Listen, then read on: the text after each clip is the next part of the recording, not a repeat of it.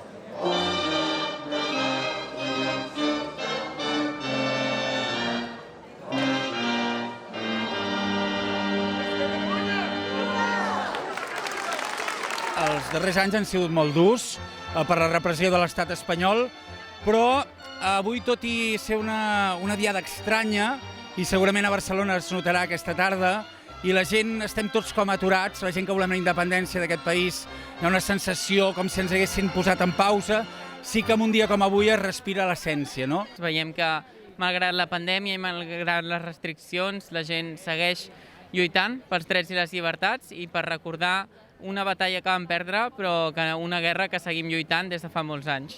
Venim d'un any molt dur i creiem que el que cal en aquest moment és avui celebrar i enfortir aquest tarannà dels catalans i de les catalanes, de tirar endavant, de solidaritat i d'empenta que hem demostrat durant tota aquesta pandèmia que encara tristament estem patint. Hem de tenir en compte que l'any passat, per exemple, res de res.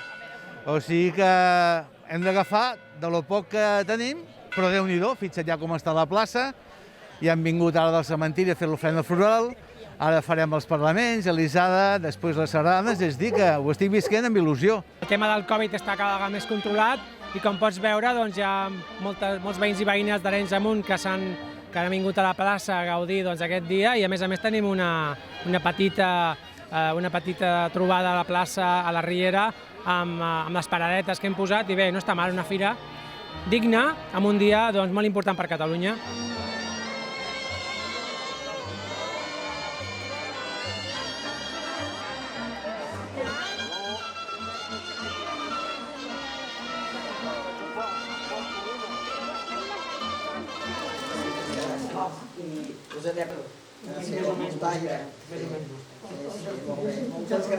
S'ho esperava, això, aquest reconeixement de l'Ajuntament? No, que va.